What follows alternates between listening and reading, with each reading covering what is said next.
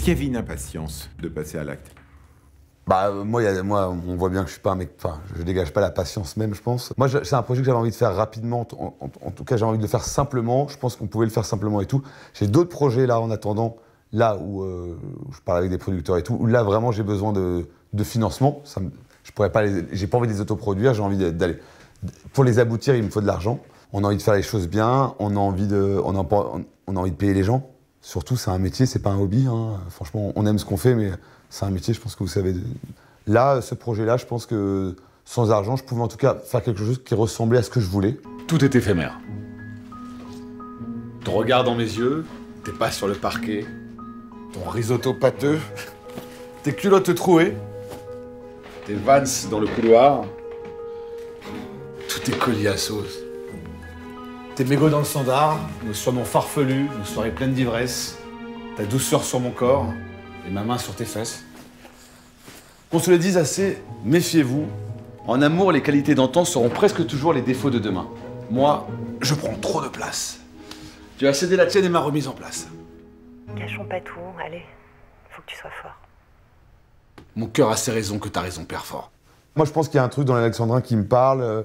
J'aime les rimes, j'aime le rap. J'aime le rap aussi, donc tout ce truc de rimes et tout. J'aime les beaux textes. J'aime quand c'est bien écrit, donc j'ai pas la prétention de le faire, mais en tout cas, j'aime cette écriture un peu plus chiadée.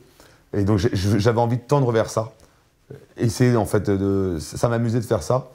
Donc, l'alexandrin me parlait, donc il y avait une envie. Mais du coup, la forme forte qui était de prendre l'alexandrin permettait finalement de créer une distance et un style avec le sujet que tu avais envie de raconter? Non, parce que un style, bien sûr. Moi, il y avait ce concept, un alexandrin plan séquence, ça me plaisait. Et ouais, il y avait un truc dans le concept, j'aimais bien ce côté hybride, me plaisait et tout. Prendre de la distance, je pense que je peux la... J'avais pas besoin d'en prendre parce que c'est pas ma vie, mais j'aurais pu le faire tout le temps avec de la prose. C'est-à-dire qu'à partir du moment où je mets les choses en fiction, moi, en ce qui me concerne, pour moi, la distance est prise, que ce soit de la prose ou des alexandrins. La rime, les alexandrins, c'est quand même une rupture aujourd'hui avec ce qu'on a l'habitude d'entendre dans la plupart des dialogues pseudo-spontanés, pseudo-rue, prenant verlan, formule de banlieue et tout, qu'on a entendu 1 milliard de fois. Moins il y a de mots, moins il y a de pensées, moins il y a de pensées, moins il y a de sentiments. Là, je veux dire, en très peu de temps, tu as fait le parcours totalement inverse, quoi, quand même. Ouais, c'est-à-dire... Mais et à la fois, dans ce que tu dis, moi, je trouve que... Je ne veux pas dire qu'il y a un retour à la rue avec l'alexandrin, mais j'ai envie de dire que l'alexandrin, pour moi, je ne veux pas dire que c'est l'ancêtre du rap, mais il y a un truc où, pour moi, il y a une forme de langage de rue qui est très... Enfin, dans le rap et tout, il y a un truc où ça rime et tout, il y a des punchlines, il y a une certaine musicalité qui m'intéressait dans l'alexandrin, et je trouve, au final, l'alexandrin assez moderne pour ça. Maintenant, il faut que tu l'oublies. Il te faut du neuf. Tu crois que c'est facile? Que c'est pas galère? Me lever chaque jour avec ce goût amer, fort, écœurant, de gâchis? Vivre de regrets et mourir d'ennui?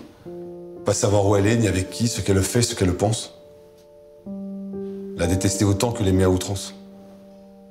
Voilà. Au moins c'est fait, tu lui as répondu. Tu la verras bientôt. Elle te mettra à nu. Mais non, mec! Combien de jours de tournage? Comment c'est organisé? Alors, ça là, il y a 7 épisodes. Il y a, à part un épisode, qui est un épisode de la fête, qui est l'épisode numéro 4, où là, vraiment, on est 5-6 personnes, on donne la réplique à 5-6, et après, j'ai 15 figurants derrière. Là, on a pris une petite journée. C'est-à-dire que, ouais, c'était à 11h, 17h. Et sinon, les autres épisodes, généralement, on les rend... ouais, le but, c'est que j'en rentre 2 par jour. Ouais. Et vous répétiez avant, du coup? Ce qu'on fait, c'est que nous, moi en l'écrivant, j'ai une idée de ce que je veux sur la mise en scène.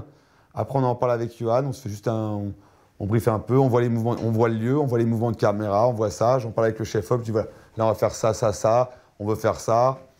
Généralement, on n'a pas les acteurs. Et puis après, le jour même, moi j'avais besoin de mon co-réalisateur pour. Moi, j'avais pas de retour, j'avais besoin d'un œil extérieur, quoi, un 3e œil et tout.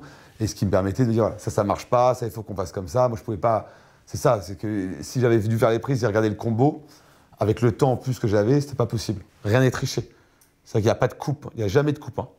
Donc, il n'y a pas un moment où on a coupé, il n'y a pas un moment où je fais un panneau et je le raccorde avec un autre panneau. C'est vraiment, tout est fait en live. Donc, j'ai l'équipe qui ferme les rideaux, qui ouvre le truc et tout. Et c'est vrai que ça nous a permis de... Bon, là, je m'embrouille un peu dans mes explications, mais en tout cas, ça nous a permis de changer de lieu et de temps très rapidement, mais ça, c'est une vraie chorégraphie. Hein.